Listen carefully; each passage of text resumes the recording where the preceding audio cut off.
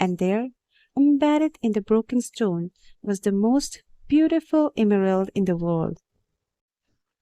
People learn early in their lives. What is their reason for being? Said the old man with a certain bitterness. Maybe that's why they gave up on it so early, too. But that's the way it is. The boy reminded the old man that he had said something about hidden treasure. Treasure is uncovered by the force of flowing water, and it is buried by the same currents, said the old man. If you want to learn about your own treasure, you will have to give me 1/10 of your flock. What about 1/10 of my treasure? The old man looked disappointed. If you start out by promising what you don't even have yet, you will lose your desire to work toward getting it. The boy told him that he had already promised to give 1/10 of his treasure to the gypsy. Gypsies are expert at getting people to do that, sighed the old man. In any case, it's good that you have learned that everything in life has its price. This is what the warriors of the light try to teach. The old man returned the book to the boy. Tomorrow, at the same time, bring me 1/10 of your flock, and I will tell you how to find the hidden treasure. Good afternoon. And he vanished around the corner of the plaza. The boy began again to read his book, but he was no longer able to concentrate. He was tense and upset because he knew that the old man was right. He went over to the bakery and bought a loaf of bread, thinking about whether or not he should tell the baker what the old man had said about him. Sometimes it's better to leave things as they are, he thought to himself, and decided to say nothing. If he were to say anything, the baker would spend 3 days thinking about giving it all up, even though he had gotten used to the way things are. The boy could certainly resist causing that kind of anxiety for the baker. So he began to wander through the city and found himself at the gates. There was a small building there, with a window at which people bought tickets to Africa. And he knew that Egypt was in Africa. Can I help you? Asked the man behind the window. Maybe tomorrow, said the boy, moving away. If he just sold one of his sheep, he would have enough to get to the other shore of the strait. The idea frightened him. Another dreamer, said the ticket seller to his assistant, watching the boy walk away. He doesn't have enough money to travel. While standing at the ticket window, the boy had remembered his flock and decided he should go back to being a shepherd. In 2 years, he had learned everything about shepherding. He knew how to shear sheep, how to care for pregnant ewes, and how to protect the sheep from wolves. He knew all the fields and pastures in Andalusia, and he knew what was the fair price of every one of his animals. He decided to return to his friend's stable by the longest route possible. As he walked past the city's castle, he interrupted his return and climbed the stone ramp that led to the top of the wall. From there he could see Africa in the distance. Someone had once told him that it was from there that the Moors had come to occupy all of Spain. He could see almost the entire city from where he sat, including the plaza where he had talked with the old man. Curse the moment I met that old man, he thought. He had come to the town only to find a woman who could interpret his dream. Neither the woman nor the old man were at all impressed by the fact that he was a shepherd. They were solitary individuals who no longer believed in things and didn't understand that shepherds become attached to their sheep. He knew everything about each member of his flock. He knew which ones were lame, which one was about to give birth 2 months from now, and which were the laziest. He knew how to shear them and how to slaughter them. If he ever decided to leave them, they would suffer.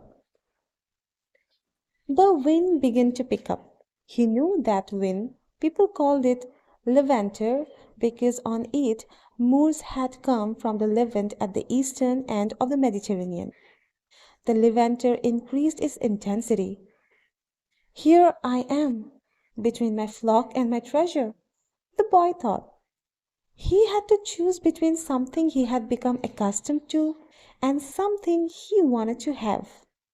There was also the merchant's daughter, but she wasn't as important as his flock because she didn't depend on him. Maybe she didn't even remember him. He was sure that it made no difference to her on which day he appeared. For her, every day was the same. And when each day is the same as the next, it's because people fail to recognize the good things that happen in their lives every day that the sun rises. I left my father, my mother, and the town castle behind. They have gotten used to my being away, and so have I. The sheep will get used to my not being there, too, the boy thought. From where he sat, he could observe the plaza. People continued to come and go from the baker's shop. A young couple sat on the bench where he had talked with the old man, and they kissed. That baker, he said to himself without completing the thought. The levanter was still getting stronger, and he felt its force on his face. That wind had brought the moors, yes, it had also brought the smell of the desert and of the veiled women. It had brought with it the sweat and dreams of the man who had once left to search for the unknown and for gold and adventure and for the pyramids. The boy felt jealous of the freedom of the wind and saw that he could have the same freedom. There was nothing to hold him back except himself. The sheep, the merchant's daughter, and the fields of Andalusia were only steps along the way to his destiny. The next day the boy met the old man at noon. He brought 6 sheep with him. I'm surprised, the boy said. My friend bought all the other sheep immediately. He said that he had always dreamed of being a shepherd and that it was a good omen. That's the way it always is, said the old man. It's called the principle of favorability. When you play cards the first time, you are almost sure to win. Beginner's luck. Why is that? Because there is a force that wants you to realize your destiny. It whets your appetite with a taste of success. Then the old man began to inspect the sheep, and he saw that one was lame. The boy explained that it wasn't important, since that sheep was the most intelligent of the flock and produced the most wool. Where is the treasure? He asked. It's in Egypt, near the pyramids. The boy was startled. The old woman had said the same thing, but she hadn't charged him anything. In order to find the treasure, you will have to follow the omens. God has prepared a path for everyone to follow. You just have to read the omens that He left for you. Before the boy could reply, a butterfly appeared and fluttered between him and the old man. He remembered something his grandfather had once told him, that butterflies were a good omen, like crickets and like expectations, like lizards and four-leaf clovers. That's right, said the old man, able to read the boy's thoughts, just as your grandfather taught you. These are good omens. The old man opened his cape, and the boy was struck by what he saw. The old man wore a breastplate of heavy gold covered with precious stones. The boy recalled the brilliance he had noticed on the previous day. He really was a king. He must be disguised to avoid encounters with the thieves. Take this, said the old man, holding out a white stone and a black stone that had been embedded at the center of the breastplate. They are called Urim and Thummim.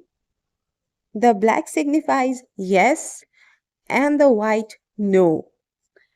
When you are unable to read the omens, they will help you to do so.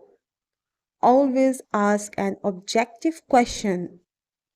But if you can, try to make your own decisions. The treasure is at the pyramids, that you already knew. But I had to insist on the payment of 6 sheep because I helped you to make your decision. The boy put the stones in his pouch. From then on, he would make his own decisions. Don't forget that everything you deal with is only one thing and nothing else. And don't forget the language of omens. And above all, don't forget to follow your destiny through its conclusion.